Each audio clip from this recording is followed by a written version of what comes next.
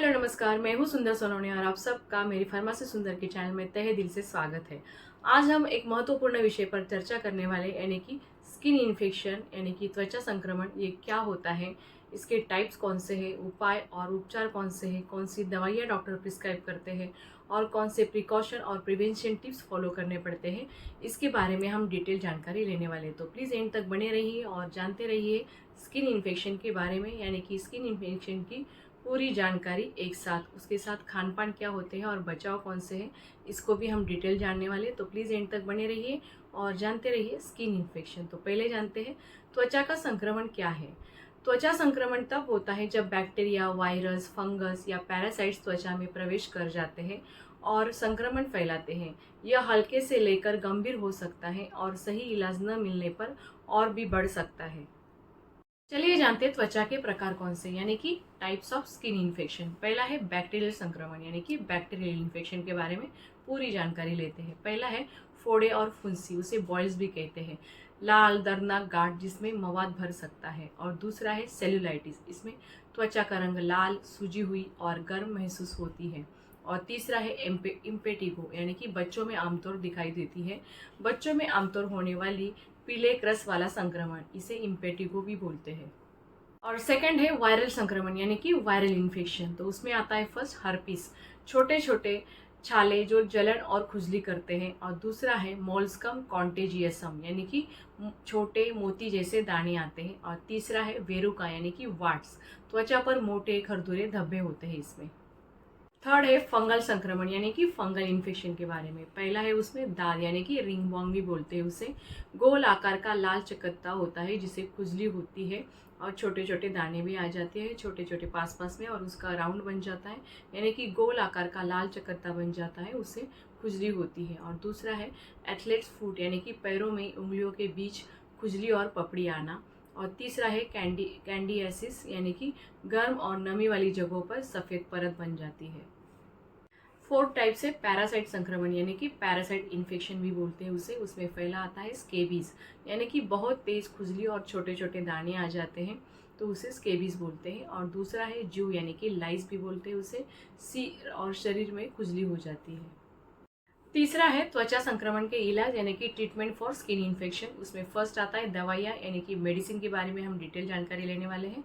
तो पहला है बैक्टीरियल संक्रमण, उसमें एंटीबायोटिक्स क्रीम भी डॉक्टर प्रिस्क्राइब करते हैं, जैसे कि मुपिरोसिन है, फुसिडिक एसिड है, ये एंटीबायोटिक रूप में भी प्रिस्क्राइब किया जाता है और उसकी गोलियाँ भी अवेलेबल होती हैं। और डॉक्टर नॉर्मली एंटीबायोटिक के रूप में एमॉक्सिलिन और सेफेलेक्सिन भी यूज़ करते हैं। एमॉक्सिलिन 250 और 500 कैप्सूल फॉर्म में भी अवेलेबल है और ये कोई भी मेडिकल शॉप में मिल सकती है।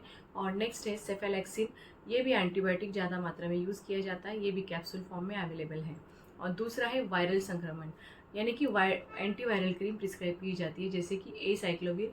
और एसाइक्लोविर ये टैबलेट फॉर्म में भी अवेलेबल है, जैसे कि एसाइक्लोविर 200, एसाइक्लोविर 400 और एसाइक्लोविर 800 टैबलेट फॉर्म में भी अवेलेबल है। थर्ड है फंगल संक्रमण, यानी कि फंगल इन्फेक्शन के बारे में। इसमें डॉक्टर हमें एंटी फंगल क्रीम प्रिस्क्राइब करते हैं, जैसे कि कोट्रिमाजोल है, कीटाकोनाजोल है और फ्लूकोनाजोल, ये क्रीम फॉर्म में भी अवेलेबल है। कोट्रिमाजोल नॉर्मली टैबलेट फॉर्म में भी अवेलेबल है और पाउडर फॉर्म में भी अवेलेबल है। कीटाकोनाजोल भी टैबलेट फॉर्म, पाउडर फॉर्म और लोशन फॉर्म में भी अवेलेबल होता है। और कई जगह पे फ्लूकोनाजोल टैबलेट भी डॉक्टर प्रिस्क्राइब करते हैं।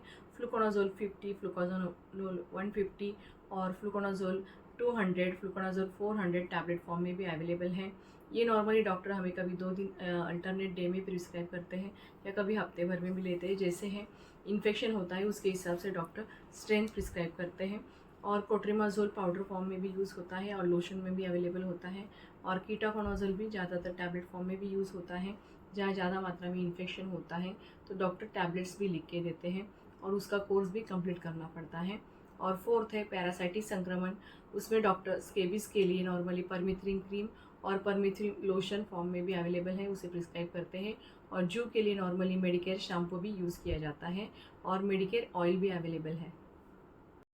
नेक्स्ट पॉइंट है त्वचा संक्रमण के घरेलू उपाय, यानी कि home remedies for skin infection के बारे में हम डिटेल जानकारी लेने वाले हैं। तो प्लीज़ एंड तक बने रहिए और जानते रहिए कि होम रेमेडीज़ कौन से हैं। पहला है नीम की पत्तियाँ, यानी कि पानी में उबालकर हम नहाने से इससे बहुत हमें हद तक राहत मिल जाती है। और खुजली भी कम हो जाती है और बैक्टीरियल इन्फेक्शन है वो भी काफ़ी हद तक कम हो जाता है। हल्दी भी एंटीसेप्टिक गुणों के कारण संक्रमण जल्दी ठीक करने में मदद करती है और एलोवेरा जेल है वो खुजली और जलन में कम करने का काम करती है। फोर्थ होम रेमेडीज़ है लहसुन, यानी कि एंटी फंगल और एंटी बैक्टीरियल गुण पाए जाते हैं इसमें, तो ये भी ज़्यादा फायदेमंद होता है। टी ट्री ऑयल भी फंगल और बैक्टीरियल संक्रमण के लिए फायदेमंद होता है, तो इसे भी हम यूज़ कर सकते हैं। चलिए जानते हैं त्वचा संक्रमण में कौन से खान पान यूज़ की जाती है इसके बारे में, यानी कि डाइट फॉर स्किन इन्फेक्शन। उसमें पहला है कि हम क्या खाना चाहिए, उसके बारे में डिटेल जानकारी लेते हैं। पहला है विटामिन सी से भरपूर फल हम खाने में ले सकते हैं, जैसे कि संतरा है, नींबू है, पपैया है, मौसम्बी है। और नॉर्मली यहाँ पे हम पीले कलर की और ग्रीन कलर के फ्रूट्स भी ज़्यादा मात्रा में यूज़ कर सकते हैं, जैसे कि नींबू है, संतरा है, मौसम्बी है, पपैया है। हम ज़्यादा मात्रा में लेंगे तो हमें विटामिन से भरपूर होते हैं और विटामिन की मात्रा भी उसमें बहुत ज़्यादा होती है।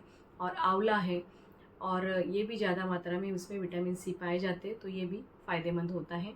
हल्दी वाला दूध, जिसे गोल्डन मिल्क भी कहा जाता है, यह हम रात को सोने के टाइम लेंगे तो इसके बहुत सारे फ़ायदे होते हैं। दही प्रीबायोटिक से भरपूर होती है, तो इसे भी हमें देर में खाने में यूज़ कर सकते हैं या छाछ भी ले सकते हैं।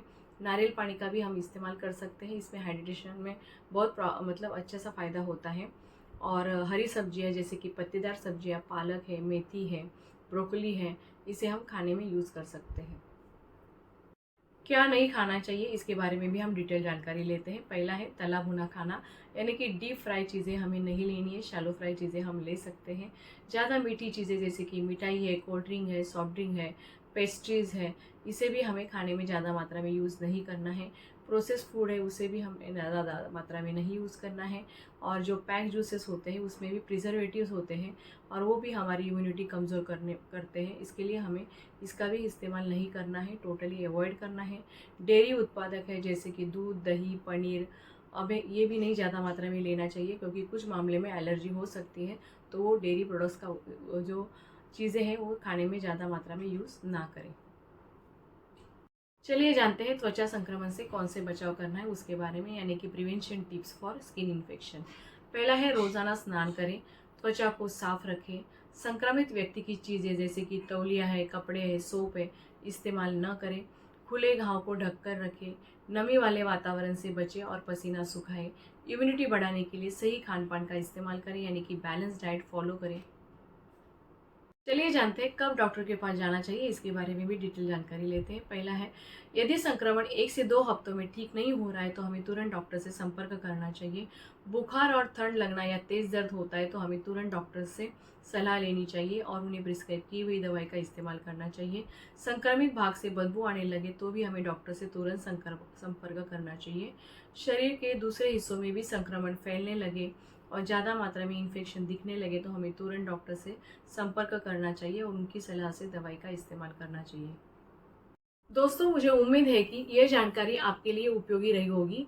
अगर ये वीडियो आपको पसंद आया तो इसे लाइक करें, अपने दोस्तों और परिवार के साथ शेयर करें और हाँ, हमारे चैनल फार्मेसी सुंदर को सब्सक्राइब करना न भूलें। हम आपके लिए स्वास्थ्य से जुड़ी हर छोटी बड़ी जानकारी लाते रहेंगे। अगर आपको कोई सवाल है तो हमें कमेंट बॉक्स में लिखें। अगली बार हम आपके सवालों पर चर्चा करेंगे। धन्यवाद। स्वस्थ रहें, खुश रहें।